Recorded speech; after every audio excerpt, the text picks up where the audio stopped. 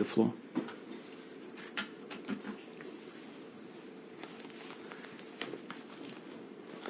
Well, thank you. Happy that we could hold this Stabilization and Association Council in person. I see Prime Minister Kurti quite often, not as much as often as I would like, but we talk on the phone. But this meeting, together with Commissioner Varhelyi, has offered an important opportunity to discuss in a focused way our bilateral EU-Kosovo agenda. You are here measuring the advances, the progress, because our Stabilization and Association Agreement remains the core of the relationship between the European Union and Kosovo. It is your guide on the European path and creates trade and investment opportunities. But certainly we cannot do the work for you. That's why I welcome the Prime Minister Kurti, his government, to place a strong focus on the rule of law and boosting the economy to create opportunities for the people of Kosovo. We remain resolved, we remain determined to continue our efforts in the fight against corruption and organized crime. We would like to see more progress here, as well as in the regard to the public administration reform. That's why we have been encouraging Kosovo to continue and speed up the reforms process, and also to keep the dedication and the focus on the EU facilitated dialogue on normalization relationship with Serbia. We talk about this about today. I think that's crucial for Kosovo to constructively engage in the EU facilitated dialogue, which means respecting and fully implementing all past agreements without any kind of selective engagement. Here, both Kosovo and Serbia have a lot of work to do because the status quo is not favorable nor sustainable for either of them. My last words is to stress the importance of improving regional cooperation and good neighborhood. It is crucial to overcome the legacy of the past, to remove barriers to business and people within the region, and to help Kosovo and the entire region to get closer to Europe. We certainly remain committed to accompany you in these efforts, and I am looking forward to continue on this engagement. Sure, my colleague Commissioner Varhelyi will go deeper in some aspects of our relationship. I am not going to repeat something that for sure Commissioner will explain in depth, but maybe it's your time, Prime Minister. Thank you very much, Mr. High Representative Vice President Borrell. The Government of Republic of Kosovo welcomes the fourth meeting of the Stabilization and Association Council between the European Union and the Republic of Kosovo. This is, however, the first meeting for our new government in this format. This meeting is an important milestone in implementation of the SAA, especially in view of launching of the second phase of implementation of political priorities under the European reform agenda. We have already adopted the new plan of ERA 2 with priorities coming from SAA 2 months ago, which we have committed to implement with high priority. We believe that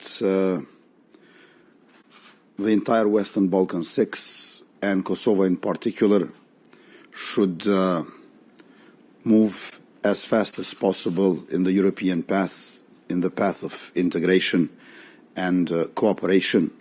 EU is our destiny, is our fate. Europe is our continent, and we see no alternative to this. At the same time, we believe that EU conditions must be fair and linked to actual progress and motivate us all to bring Kosovo's EU path closer to citizens and make accession more realistic and sustainable.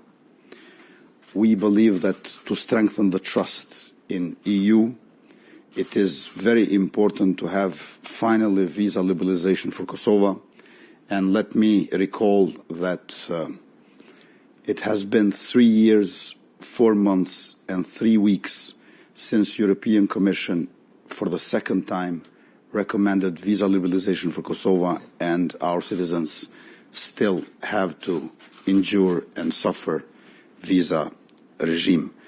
Meanwhile, we have, of course, long time ago, fulfilled all the 95 criteria, which were 2.5 times more than some of our neighboring countries had to fulfill.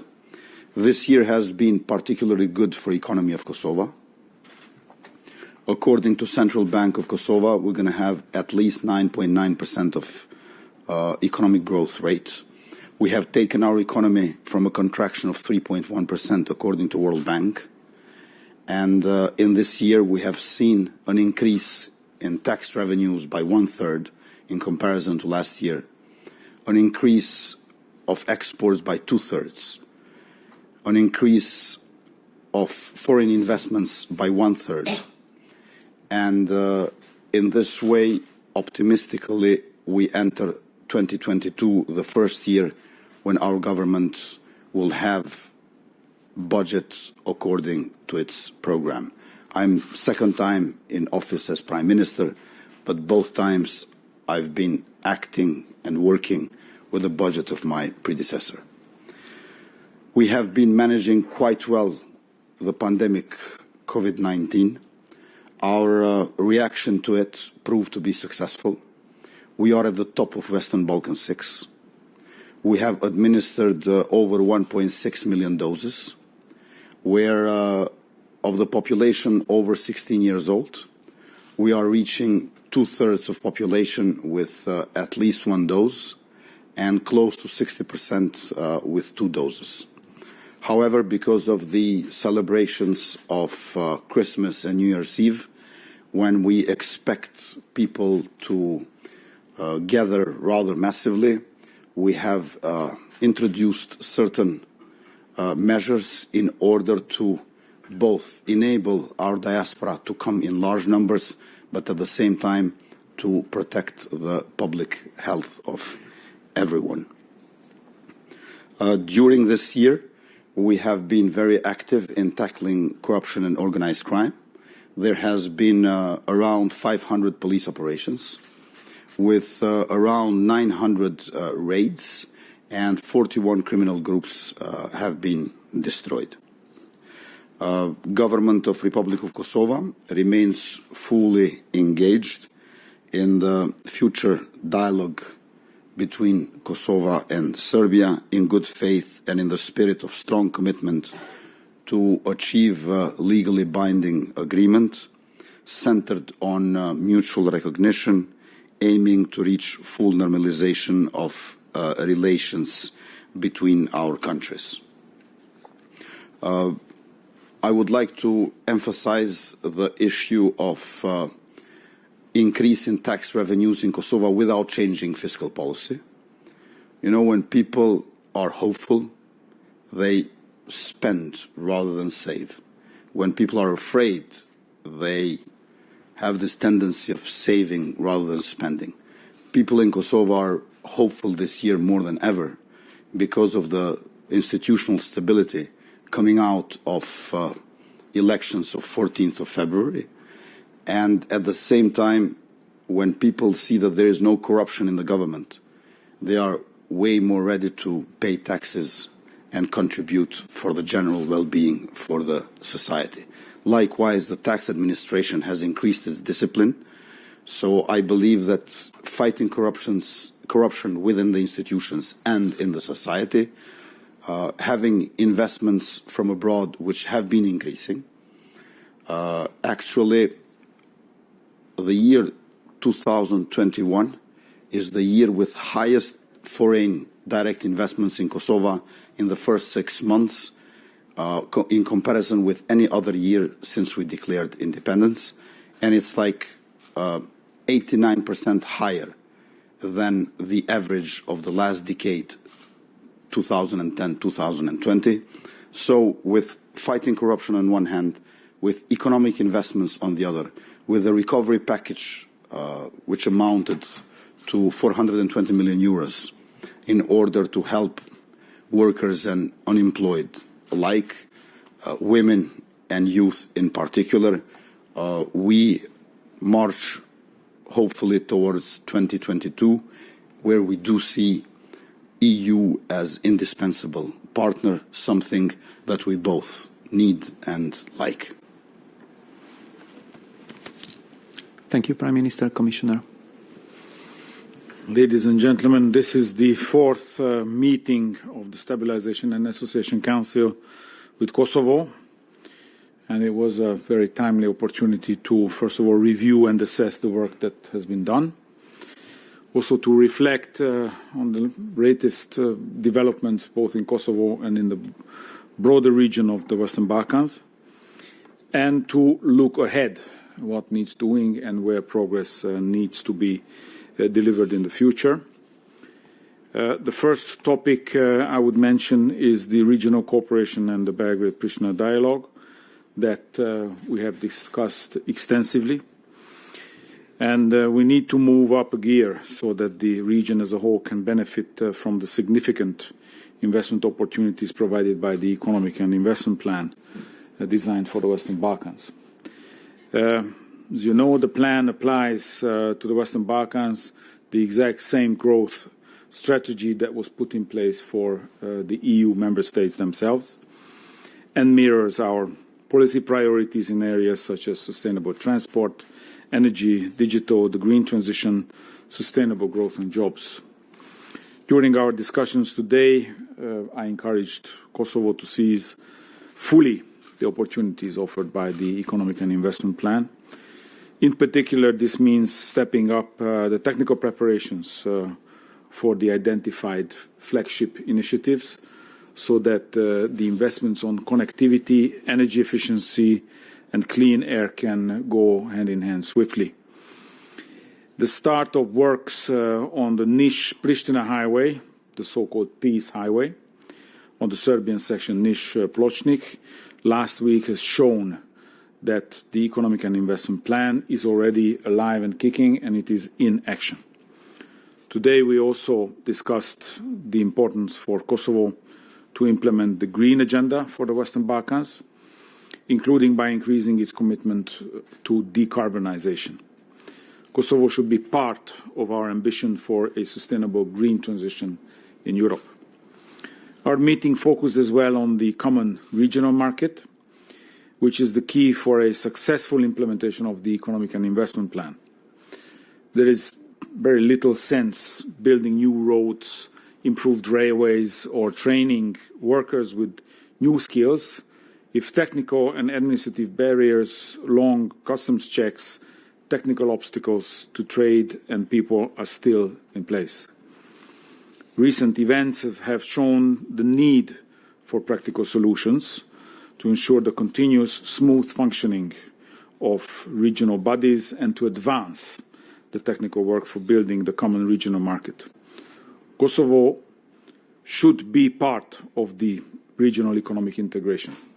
This is the interest of Kosovo and its people and its businesses. Today's Council meeting was also an opportunity to reflect on the main findings of our 2021 enlargement package.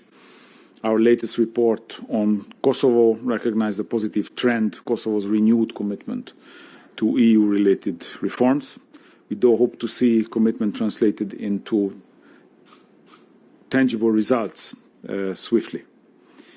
As you know, the Commission, as always, stands by to support Kosovo in this process and to ensure that all the reforms initiated are fully in line with the EU and international standards, and that these are provided for the benefit of the population of Kosovo. Thank you.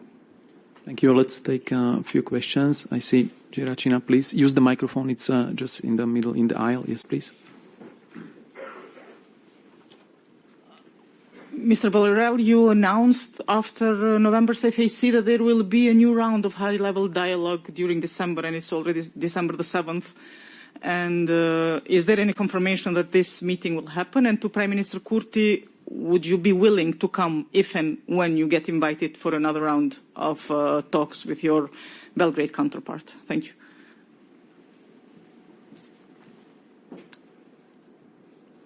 I answer the question. Well, you know, we always organize and announce the high-level meeting or the dialogue when appropriated and on due time. We haven't announced it yet. We have made very clear after the 2 meetings this year that the precondition for the next one is the readiness of both parties to agree on concrete results. It will be completely useless to call for another meeting if we can perceive that these conditions are not met, and to meet again for nothing. My recent outreach and the shuttle diplomacy by the EU Special Representative, Isaac, to whom I have to thank his tireless work, have shown that, to my understanding, there is no such readiness at this point. But the year is still not over, and we will continue doing everything we can to try to have such a meeting if we can ensure that there's going to be some outcome. We cannot force the partners, if they lack the readiness, to engage constructively, but they have to manage our agenda, our political energies, depending on the foreseen output.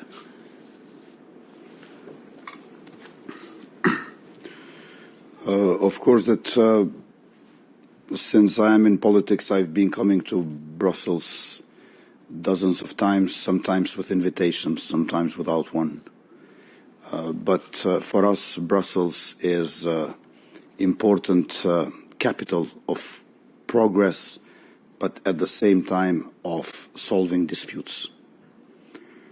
For our government, which is the most democratic and pro-European government since liberation of Kosovo, European Union is the most important project of peace and prosperity in the world since World War II. If mediator, facilitator, His Excellency Mr. Borrell, High Representative and Vice President of the European Commission, sees it as reasonable and appropriate to invite me for a meeting, of course I will come. But now I would like to emphasize a success which has been neglected by European Union, achieved by European Union and neglected by others, and that is agreement of 30th of September, which was done by the office of Mr. Borrell here in Brussels between Kosovo and Serbia for car plates. Tensions were very high, and now we are 100% implementing an agreement which has been achieved here. It was a compromise from our side. We would have loved not to have stickers at all in these car plates, but since there was insistence, now over our symbols for our vehicles when they go to Serbia, there is a sticker covering them, and the other way around, vehicles which come from Serbia to Kosovo, they have a sticker over state symbols. So that was a tangible result, an achievement of Brussels, and whereas there are many agreements which perhaps had much more publicity and little implementation, this one had little publicity and full implementation. Thank you. Let's go to the next question, Marina. Marina Maksimovic, Tanya, News Agency, Serbia. Mr. Borrell, you said that it is crucial for Kosovo to be constructive in this dialogue with Belgrade. Did you speak concretely today about the constructiveness of Mr. Kurti regarding the implementation of the obligation of Kosovo regarding the association of Serbian communities and this dialogue? And Mr. Kurti, do you feel responsible personally when Mr. Borrell says that there is no evidence of the constructiveness for the dialogue to be continued? And do you have idea to implement these obligations from the Brussels agreement regarding the Serbian communities? Thank you.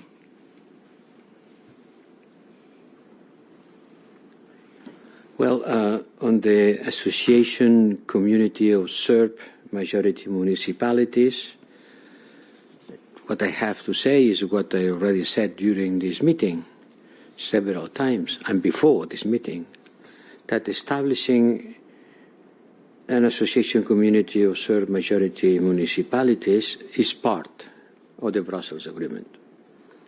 This agreement was concluded in good faith by all parties involved, and we expect all agreements to be respected and fully implemented by both parties. Because addressing the needs of the Serb community is an important element of the full normalization process. With these same words, I've been addressing this issue today to Prime Minister Kurti. It's part of the agreement that has to be implemented and is part of addressing any way to the future agreements for normalization of relations.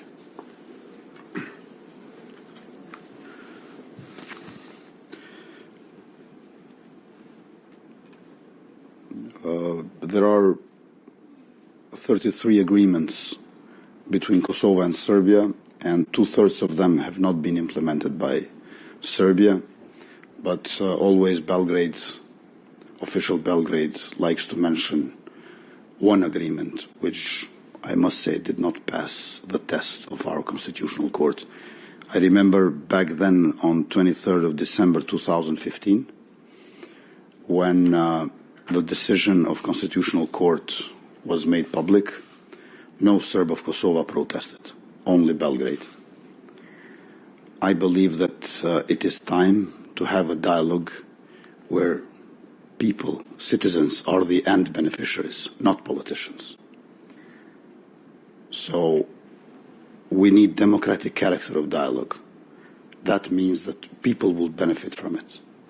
And I reiterate that on late December 2015, Serbs of Kosovo didn't mind much about the decision of Constitutional Court. It was Belgrade which was lamenting about what has happened.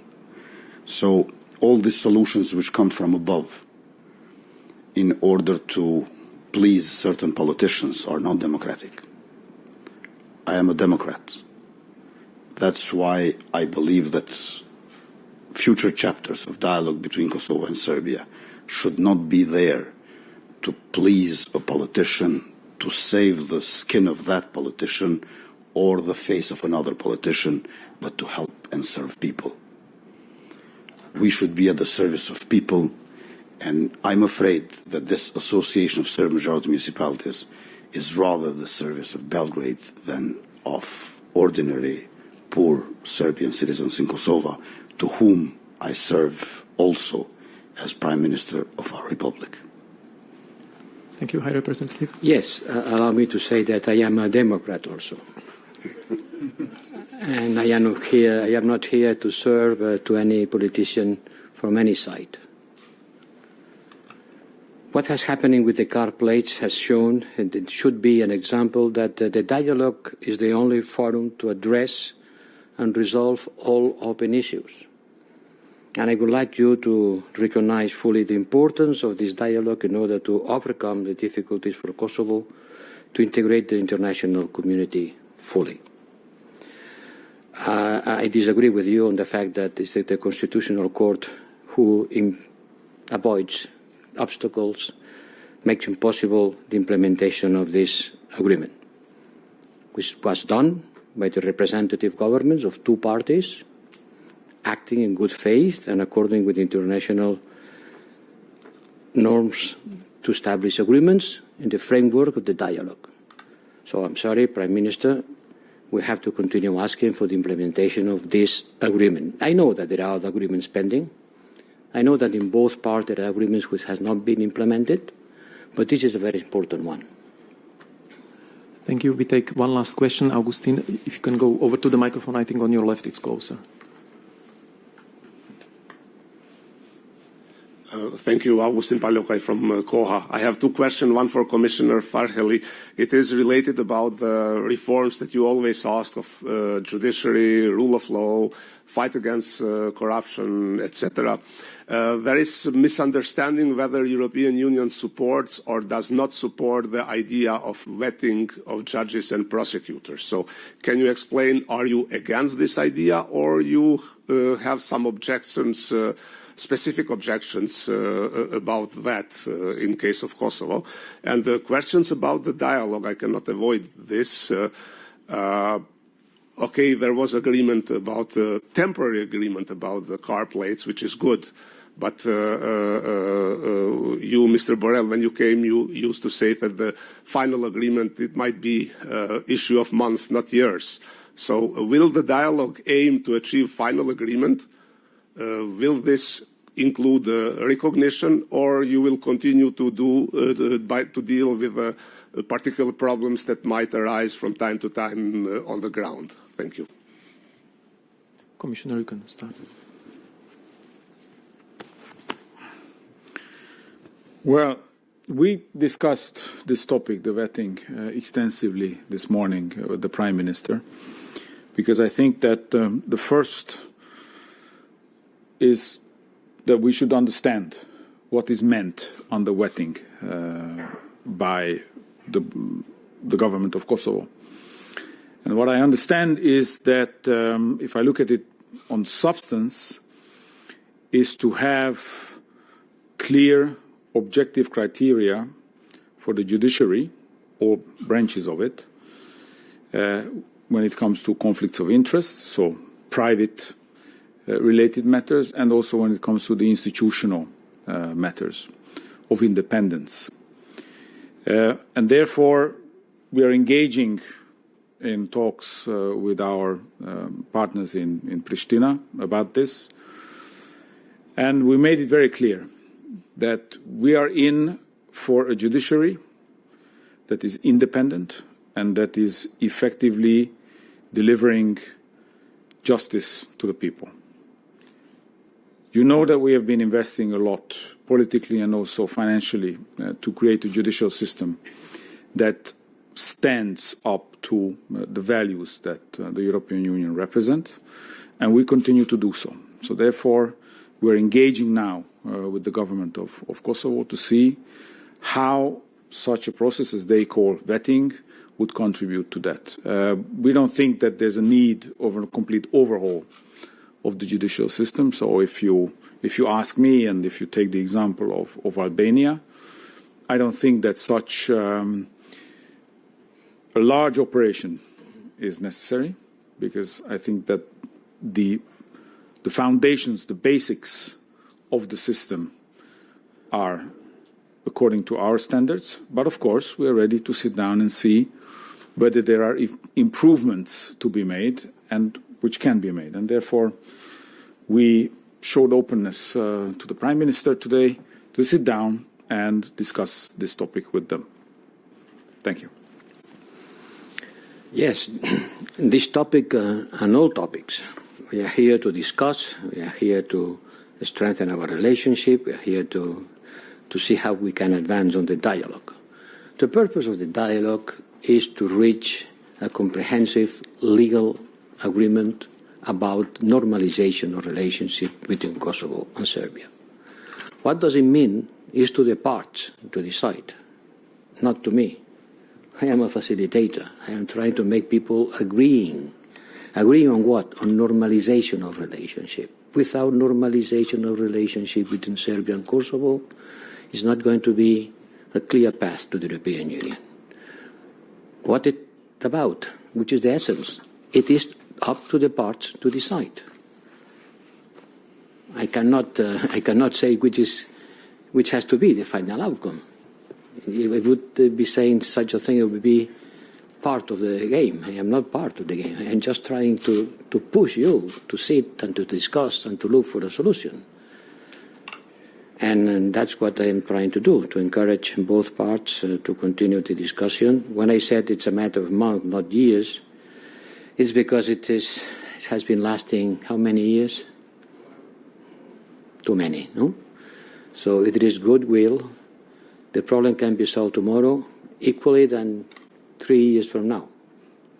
And I don't think the Kosovo people and the Balkans as a whole can wait for normalization in years, it's going to be a big obstacle to the future of these countries on the way to Europe.